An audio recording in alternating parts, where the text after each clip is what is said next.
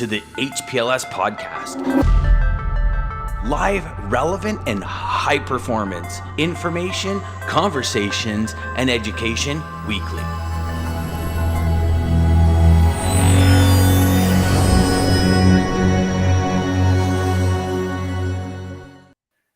Hey. We both popped up live today. I seen it, and I got the notification on the phone, so we should have. Well, you know what? I saw you pop up live yesterday. Yeah. So I'm just wondering if because sometimes the algorithms, right? I mean, when we go live, it doesn't go live to every single one of your connections or followers. Like the algorithm picks and chooses. Yeah, it's whoever's clicking on it and viewing it. Yeah.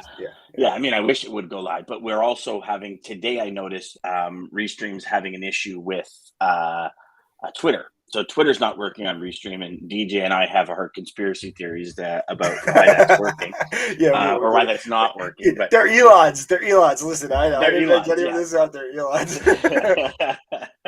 Yeah. Good morning, Lisa. And Lisa double morning, this morning. That's Lisa. good. Lisa just take it out, this Jeff, week. completely. 100%. Good morning, Jeff. So we had to pull a little bit of an audible again this morning. These are fun shows. Our guest, Steve Rizzo, unfortunately, he's gone MIA on us. We're not sure where he is or what he's doing. So, Steve, if you are watching, you're supposed to be somewhere else right now. Right down here. Yeah. So what we did is, because Thursdays are I love Thursdays. I mean, I think Wednesday is probably one of the most important days in our industry, because Dean's on and sharing a lot of proactive data on how we can get ahead of things. But also there's the 6 inches between our ears that I think is and I can share with you, and I'll share more tomorrow on wins and lessons, but I can tell you one thing: the 6 inches between my ears these days has been my greatest asset and my biggest opponent. And I selected some videos today because we when it comes to guests, we tend to back ourselves up now, DJ and I, so we don't necessarily are scattering at 8:58, because we respect your time. We respect that y'all are here every day religiously, and we love it, and we honor and cherish and love you all for doing that. So we want to make sure we bring value. So what we did today is we preloaded a couple of videos that we're going to start going through, and then we're going to talk about the video. So the first one is with our dear friend Bob Berg. And Bob talks about acknowledging that adversity actually exists. And, DJ, this goes back, for me anyways, the philosophy of this goes back to G.I. Joe. Knowing is half the battle, right? Like, you go to launch a company, there's going to be barriers that you're going to break through. There's going to be issues. There's going to be challenges. So it's like, okay, not that I wish it, but I'm expecting it. So when it hits, it's like, okay, boom, it hits you, and it kind of just bounces a bit instead of throwing you off your feet. You know what I mean? Mm-hmm. And this next one with Bob, I think is really going to drive home for a lot of people. So y'all ready? Actually, hold on. Before we get there, and whoever's watching right now on LinkedIn, if you're not following Bob Berg, make sure you follow him. He puts some good stuff out still. Oh, Bob's awesome. Bob is awesome. And we're trying our best to get schedules lined up, because we're a live show, right? So if we were pre-recorded, it'd be so much easier to get guests on. But because we're a live show, like we schedule Brian a month in advance just to be here for the time, right? And we've seen that sometimes schedules change, and he's in his car and it doesn't work and all that. So we're going to continue to bring you guests every Tuesdays and Thursdays, with Dean on Wednesdays, DJ and I on Mondays and Fridays, with Mr. Mark Ridley. And then we got Jeff Dickinson every second Wednesday on Data Day, which is awesome as well. We're really killing it with the guests and stuff, right? But anyways, it's been so much fun. Let's stop boasting about how awesome we are. Thank you, everybody who does make the time. Because it is tough. It really is tough. It is. I mean, listen, beginning of the day, right? Things are happening. Like, loads are moving. Things are happening. Operations are having, there's a whole bunch of stuff going on. And you still make it here to listen and share your wisdom and the things you do. And I noticed, I don't know if you noticed yesterday, DJ, but from Tuesday when I wasn't on, when you logged in as the presenter, you changed your name. Yeah. And I didn't even realize yesterday we were both DJ Flores for the whole morning show. So that was fun. Are you serious? I did not notice that either. Oh, I only realized it this morning when I logged in. I went, DJ Flores. I'm like, geez, did I lose my hair already? What's happening? Because I mean, really, it's a goatee and hair, and that's it. And we're both pretty much the same. That's right. And it's and we learn that more and more as we become better and better friends. But let's dive into acknowledging adversity exists with Bob Burke.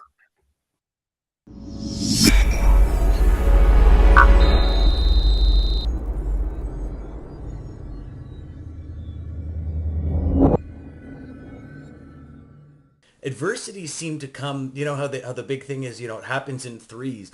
Adversities, I mean, even for myself, they seem to come in like 5 or 6s when you're really, you know, oh, okay, I understand that, but I now know why that's happened because of this. Mm-hmm. Well, I think that's the thing, and they do seem to come together, and a lot of times it's only because when we're going through something that's difficult, we're maybe not in as strong a position as we normally would be, and so things happen that, you know, that seem to then compound it even more. So, you know, I'm not one to wax too philosophical about it. I think it's the type of thing where when these happen, we, again, as you said it very well, you've got to live in reality and acknowledge that it's there. Burying our heads in the sand, hoping that it, you know, if we don't look at it, it will go away, doesn't work. So we need to acknowledge it and then plan on how to overcome it and then do the thing we need to do. Okay. So, I mean, very short, but to the point. And did y'all see how many books Bob's got in the background there? Did y'all see that? Because immediately when he started talking, I'm like, man, this man's got a lot of books. Like, I mean, books stacked on top of books on top of books. And Yes. you know, readers. Yeah. I mean, but talking about adversity, DJ, right? We all face adversity. There's adversity in growth. There's adversity in stagnation. There's adversity even when we choose not to make sales calls. There's adversity that comes with it, right? Yeah, and I truly believe, and I'd love your take on it. And all y'all watching and listening, what's your take on it? Where does adversity play? You see, I find the more adversity I face, the better I get. And whether that be wisdom, spirituality, like understanding that, okay, I'm facing this huge adversity, but I can't let it break my spirit. I can bend, but not break, as Marcus Ogden often talks about. All these things, I tend to look for those gold nuggets. And it's like Bob said, you know, sometimes it's very hard to see the bright side of something. You know, I remember when my brother died, it was like, what's the bright side of this? And how could there ever be a bright side, right? And it's like, and you have to dig deep to find happiness in challenge. And, you know, it's going to be a big conversation tomorrow, but wanted to kind of preset the tone, if you will, with the fact that, you know, one thing Bob said is acknowledge it, figure out a plan to overcome it, and work the plan, pretty much. But often adversity becomes paralyzing. Right. And so that's the kind of juxtaposition. That's the teeter-totter that we play. Right. What's your thoughts there, DJ? Dude, yeah. So adversity to me, is one of those things where this giant training program is amazing, but you know, they break down in inhibitor and prohibition, and is whatever adversity we're running into. And I think even before getting into this, I think what I started to notice anytime I felt like something was against me, I mean, that's usually what adversity feels like. Something is pushing against you. I obviously would get panicked or freaked out or not know how to respond. Then I started to kind of visualize it almost like a cartoon. You know how I don't know, cartoon, like this black cloud coming over you, and all of a sudden eventually you're just going to turn all black. But I think like adversity is like this like area Venom? that you, what's that? Like Venom? Yeah, basically. I'd be cool with that. I'd be cool with that. Yes. If it takes over you completely, you're Venom. You go from Spider-Man to, that is a great example, actually. And so you go from Spider-Man to Venom. And I think like that blackness we can either get stuck there and live there and become Venom, or we got to swim like hell, figure out in that black cloud what we're supposed to find, and find that, because it's there for a reason. It's trying to fix something with us. It's trying to teach us something. I don't think adversity ever comes at us for any other reason than to teach us. There's something we're missing that we need to figure out. And that's where I just used it as, in my head, it's like that. Like, okay, this sucks, whatever the hell is going on right now, but I need to figure out why, and fast, so that this black cloud disappears. And that's, I guess, I don't know. I love that you said that, because I've often seen adversity as, what's the lesson? And if you don't learn the lesson, that adversity will pop up again, right? Like, you look at it from a logistics perspective. You know, the lesson, I have a truck in your area. You do? Okay, find me a truck. And you're like, I don't have a truck in that area. I don't have a truck. And then you work hours to find a truck, and then you look like a fool because you don't have a truck. You've let this person down. You've spent months trying to close them, to leave them hanging. And you're like, man, I'm never going to do that again. And the next week you're like, I got a truck in your area. Right? Exactly. I mean, you didn't learn a damn thing. it's kind of a lame down version of adversity, but it's the same thing, right? You're setting yourself up for that challenge to give yourself more issues. And, we got a ton of comments coming in, but just share this quickly. Sometimes we bring it on ourselves. By accepting too many things, or trying to do too much, or saying, okay, here's my lane. And like Jeff often talks about, we veer off the highway and go on another lane, and we veer off the highway and go on another lane. Like, I have people connecting with me daily saying, hey, can you do this, this, and this? Like a big one is recruiting. I have so many people connecting with me every week saying, hey, can you become a recruiter? And we'll give you a bonus for bringing people in. And I'm like, and I'll be honest with you, the first time I got the message, I was like, that'd be pretty cool. Getting to talk to salespeople, finding the best place for a salesperson to work so they can excel and really become the best version of themselves. And I'm thinking, well, hold on. This is my mission. And yes, the house you live in logistics is a very big part of your success. Yes. But is it adding or subtracting from my students and everyone I work with? And I eventually realized it would probably subtract from what I'm doing, right? Would it be really cool to have like 5-6 different companies that you spoke to that like their core values, and you can put salespeople and strategically place them where they're going to thrive and become better individuals and be more, do more, and achieve more, and help them achieve their goals? Sure. But that's like a function all on its own. Then you start adding everything else we do, and then I just find it gets diluted. But if I would have said yes at an opportunity to make more money, or at just another opportunity to add another multiple source of income to my business, I'm thinking I would have faced adversity. I really would have, because am I able to spend as much time? And when we have Greg Reed on, he's going to share something about his umbrella. So him and John Assaraf. So John Assaraf was another individual in The Secret. For those of you that aren't aware, John Assaraf and Greg Reed are really good friends. And I remember Greg telling me something that John told him. He said, Greg, here's the thing. In life, you get what you can get under your umbrella. Everything else will get wet. What's your umbrella? And so what's that core, right? And I think this is a lesson that we should all really pay attention to, is what's under my umbrella, right? Some people have 50 companies under their umbrella, and it's golden. Some people don't, right? Some people don't. Some people have 3 things under their umbrella, and they're stressed to the 9. So what is under your umbrella? And everything else will get wet. And sometimes, so I kind of left that recruiting piece out to get wet, because I didn't feel it was congruent in my umbrella, if that makes sense. I love your umbrella. I love that analogy. But I will tell you, you did say one thing. You said sometimes adversity. I really think that every adversity that comes my way is always my fault. And I think that's just taking ownership. The choices I make, 100%. Whether I choose to believe or do this or that, whatever I chose, caused this to now appear.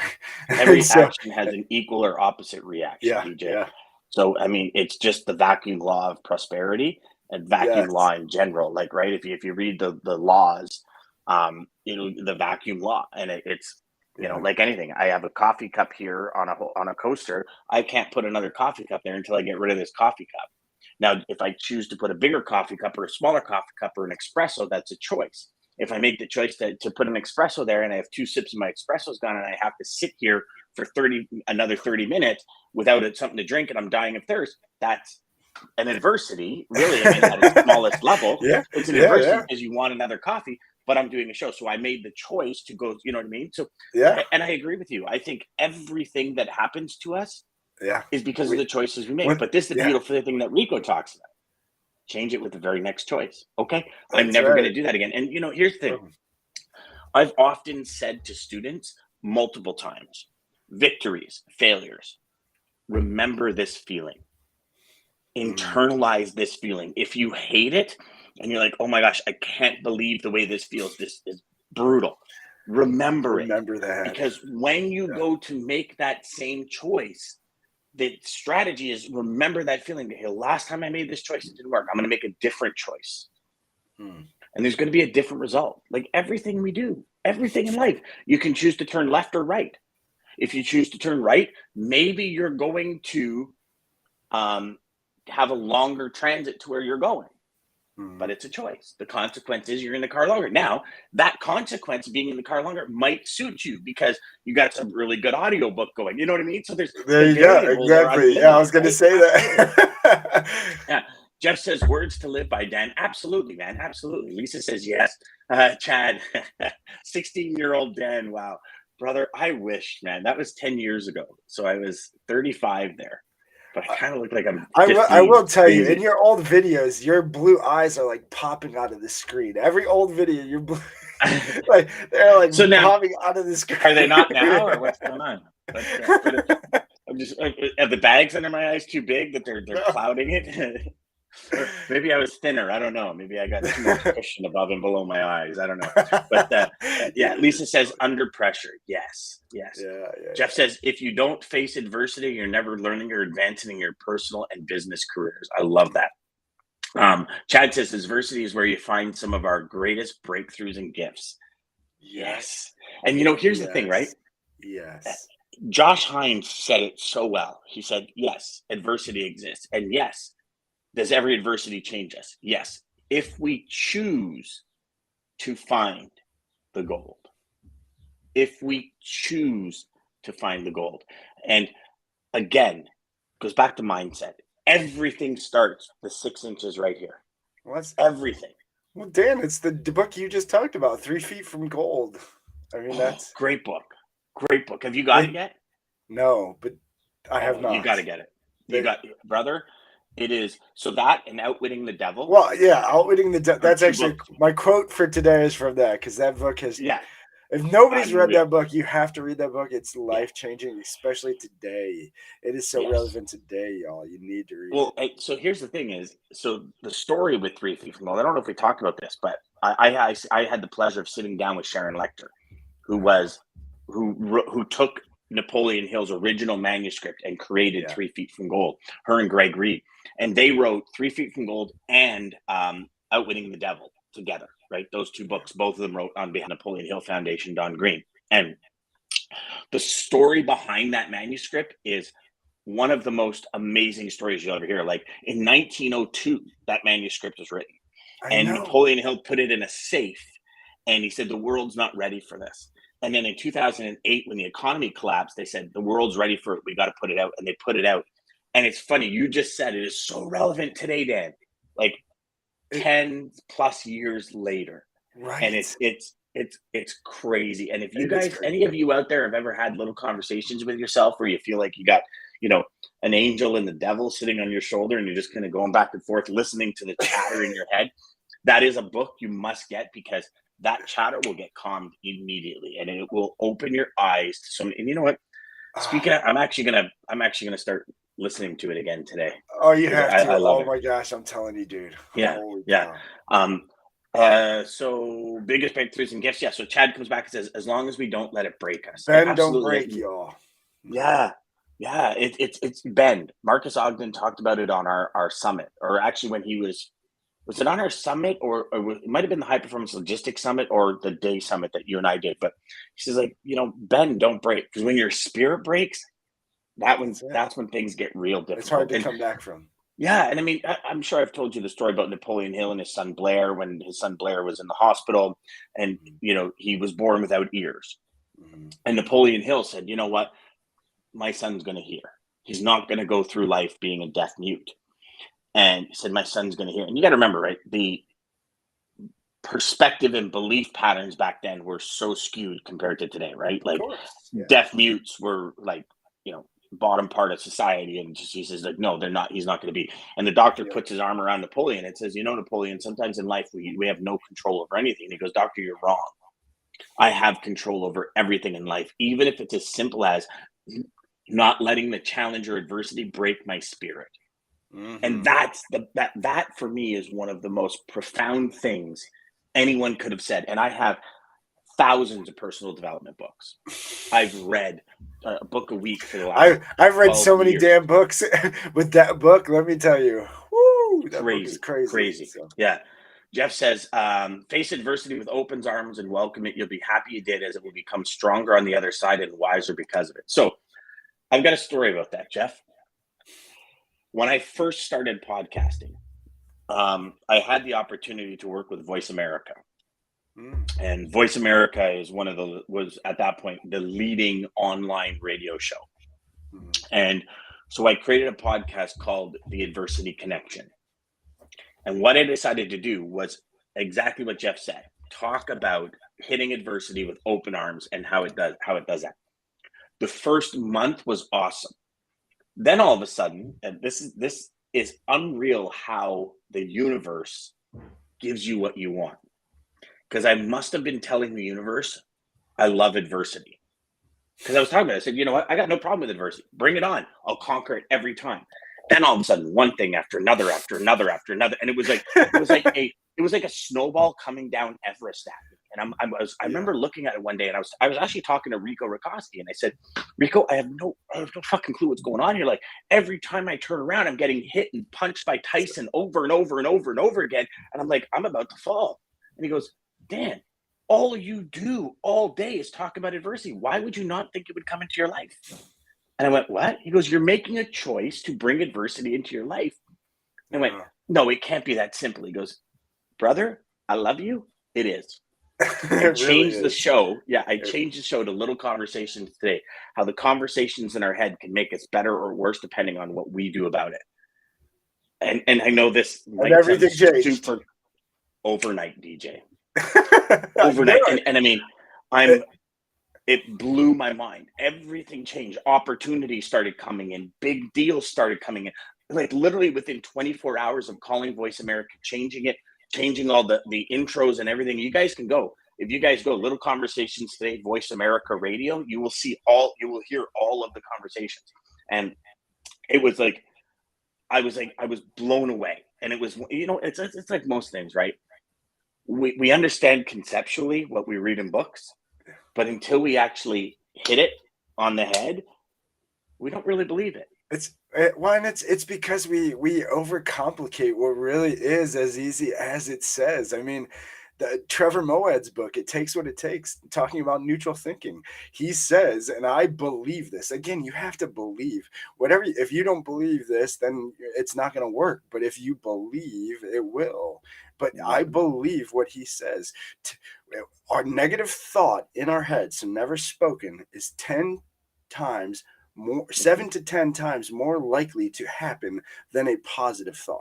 When we speak it, 10 times more likely that it could happen. So if what we're positively thinking only has a one-time chance, and when we speak it 10 times, but negative has 40 to 70 times more chance, what do you think is going to happen if we're constantly talking about negative shit, listening to negative shit? Like, people just have to remove negative. Whatever is negative, get rid of it. Well, and they have to be very intentional and aware as to what they Yes. say, right? Like Yes. you ask most people, what is your biggest dream in life? Well, I don't want this. I don't want that. It's like, no, I asked you what your biggest dream was. Because once you verbalize it, the universe doesn't understand do and don't. It just understands what it is. And I mean, there we can have our discussions. I can pull out 100 books just on my bookshelf where each of them talks about this, right? Because it's what we put out, we get back. And when we put out positivity, we get back positivity. The fact is, we all have negative thoughts. We all have conflicting thoughts. We all have. That's all this thing does. It's all it does. It's like, and I've always asked, like, why? Why on earth does the first thing that comes to mind, you get a good idea, right? We've all been there. You've got a great idea and you're like, oh my God, that's great. Oh no, that won't work. It's like, whoa, hold on here. You haven't even processed. Yeah, who just killed that? And you just totally killed it, right? Totally killed it. Yeah. Speaking of killing it, you know who's killing it these days?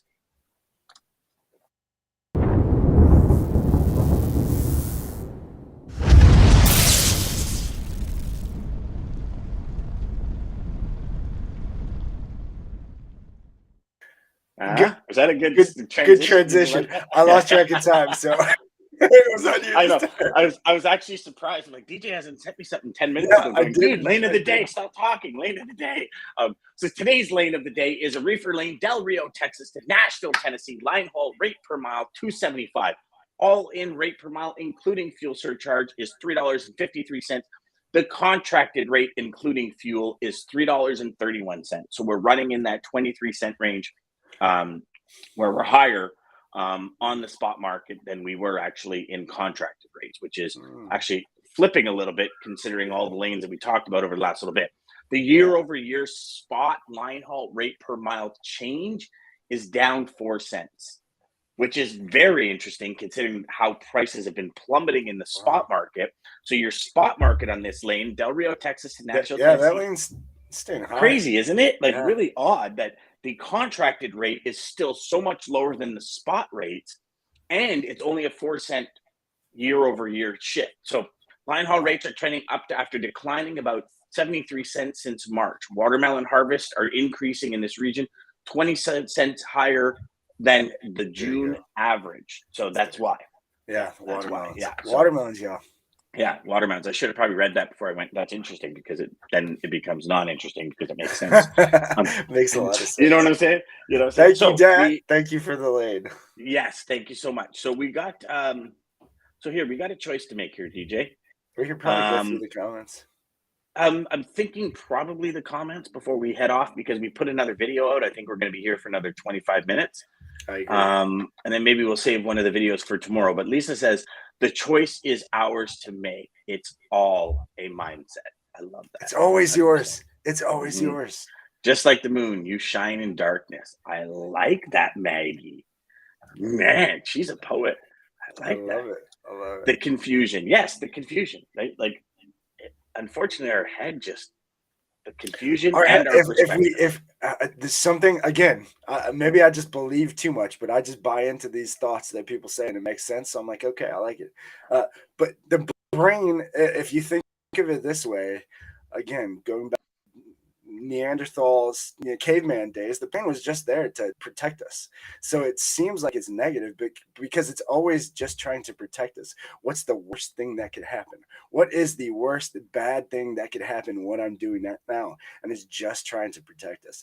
Although it's always just looking for negative outcomes. So if you think of that, well, and here's the thing, DJ, and this is where I get really confused on this because I've read that many times before. Yeah. But would you not think there would be an adaptation? How long ago Neanderthals, like how long has it been since a wild boar has attacked you while you're sitting in your backyard?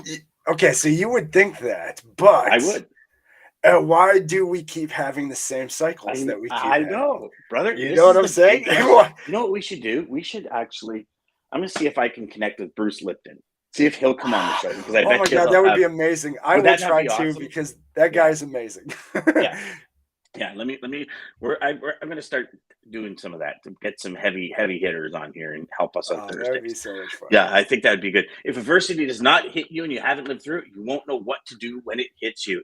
It's not about negativity, but it's the power of positivity to overcome whatever it is.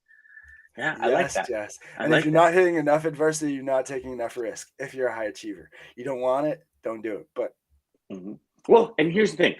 So it's a state of mind that you have to put yourself in 100%. And here's the thing. Everybody wants more. Everybody wants a multi-million dollar business. Everybody wants a good life. I don't think anyone wakes up in the morning and goes, I can't wait to deal with bullshit today. I can't wait to live at my lowest self today. I can't yes, wait to do absolutely nothing and accomplish nothing today. I think we all wake up with a desire. The question is, are you going to do what's needed when it's needed to get done what needs to get done?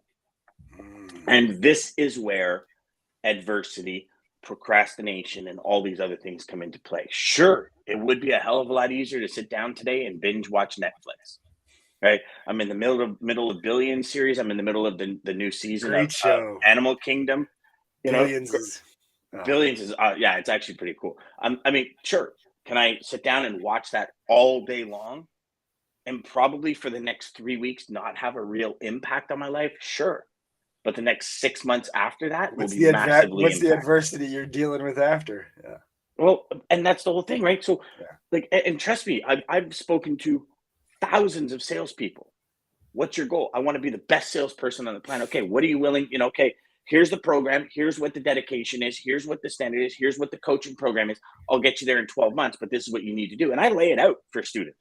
Like, this is how much time a week you're going to need. This is what you need. Crickets, they disappear. Because it's like, oh, you mean it's not just a Staples easy button? I can't just make 3 phone calls and be doing $1 million in GP. It's like, no. Yeah. And not only that, you need to skill up, you need to level up, you need to learn and develop into the person that can run a multi-million dollar GP business. Because that ain't you now if you're not doing it. So you have to learn. And just like everyone else, it's not like, DJ, it's not like you and I were born and came out of the womb and said, man, I know everything I need to know about a multi-million dollar business. No. I'm in 4 different programs right now. There's so much I still am soaking up. I just watching Robert Kiyosaki. I mean, this guy created this game, Cash Flow. He is, I forget who he had on the show with him, but he said Robert Kiyosaki still today is reading book after book after. He's just a sponge of books. Guy, it's when you have this quest for knowledge. Yeah, well, and that's where we both align very well. It's this, we know there's so much knowledge out there, and I just want to. But again, it's not just the knowledge, right, DJ? How many times on the show have we said the application of information? Like, do something. You want to be the best in your field? Yes. Do it. You can't just soak it in. Exactly. But there's so much out there. Laying back. We'll never know. Yeah. No. I mean, I believe, and I truly believe, everyone, no matter where you are in life right now, you have 10 or 20 rungs higher that you can go. Yes. I don't care if you're doing a $4 million a year, you can do 8. No matter what. And it's just that perspective, that belief pattern. There's a great book, the new Psycho-Cybernetics. So Psycho-Cybernetics was written by Maxwell Maltz, and it talks about your self-image. And we can never live beyond what our self-image is. So here's the thing. If y'all want a book that's really good, I mean, it's deep, and it's a listen where you got to really listen. You can't let your mind wander. Like, is a coffee maker on? But it's like you got to be in it. But Maxwell Maltz's book, Psycho-Cybernetics, is one of the best books that has ever been written on understanding the 6 inches between our ears and how it reflects in our life. Right? Like, we think about it. You first came into the business, $5,000 a month was like, holy crap. I'm not even doing $5 a week, and I got to do $5,000 a month. I got to do, $1,500 or $1,000, $1,250 a week. I'm doing $3 a week. Yeah. And then you get to $5,000, and somebody says, "Well, do 50," and you're like, "Whoa, that's $45,000 a month more than what I'm doing right now. That's like $10,000, $12,500 a week more than I'm doing right now." Then you get to $50,000, and then once you get there, it's like, okay, this scalable is easy.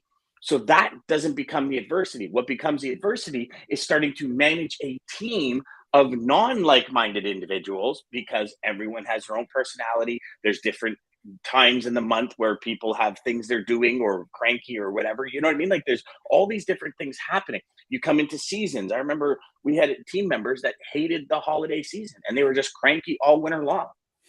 And it's like, okay, but as a manager, you got to deal with that. So that becomes a different kind of adversity, right? Where you're dealing with different people. So this is the education pattern that you learn into big business, right?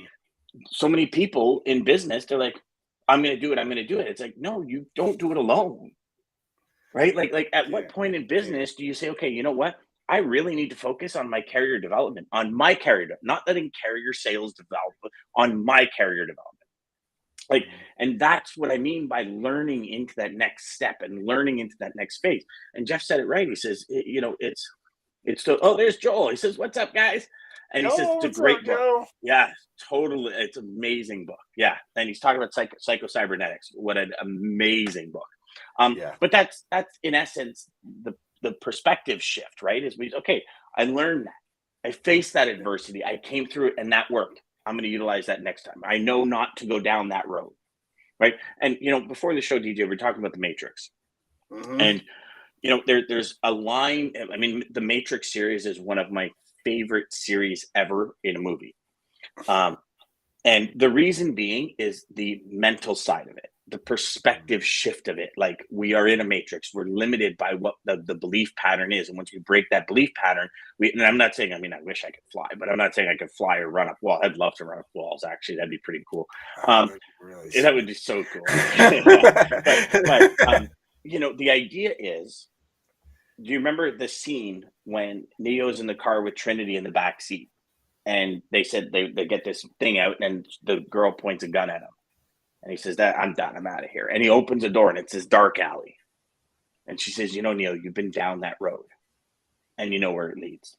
And it's not where you want to go. Right. And he takes a risk and gets rewarded. But if you think about the journey he goes through, the hero's journey in the movie, it's fought with adversity, overcoming it, belief patterns, like shifting what do you mean I can jump buildings? I can't do that. He falls. Right. It's once that belief pattern shifts, then things happen. And I'll share a perfect example. I originally, when I set out to do $1 million GP, I never thought it was possible. It was great to say. And then all of a sudden, 1 month I did 100,000. And you know what? It never surprised me when I did 100,000 in GP after that. Yeah. But the first month, I remember taking a picture of it, sending it to my wife, going, "Oh my God, I did it. Oh my God." She's like, "Of course you did it. I believed in you the whole time." But I didn't believe, I was like, but internally I'm like, oh, that's kind of, oh my God, you can't do it. You've never done it. Nobody in your family's ever done it. You're, you know, and all these paradigms from a kid. Yeah, you're a grade 9 dropout. You don't. The recording starts playing. Man, it was fucking insane. But then you do it, and you're like, instant self-image shift. You're like, I can do it. You know, you look at people that. So let's take you for example, right? You lost a ton of weight. Yeah. If your self-image did not change to the weight level that DJ's at right now, you would have gained all that weight back. Yeah. No ifs, ands, or buts about it. It's all based on the self-image up here. And until we change that, we will never come close to achieving our goals that we want to achieve. Like, we have some big goals with our new company, big goals. Yeah. And we are rallying around each other. Say, these are the goals. And we are very clear. And we are probably putting more effort into the clarity to the plan that I've ever put into anything before. Because I'm a big shotgun guy. I'm like, that's where we're going. Let's friggin' go and charge. And if I hit an obstacle, I'll move it and keep going. But now it's like, okay, here's the plan. Here's the method. And like, we're attacking it as a group. So we're compounding the universe's power to give us what we're looking for. And I'm telling you, it's crazy how it changes the game. And even if you're doubting it in one little shape or form, when we get on a call, it's like by the time we get off the call, we're all charged to move forward. And it's friggin' awesome. Awesome. I agree. Take in the info. Next step is to make it actionable for you.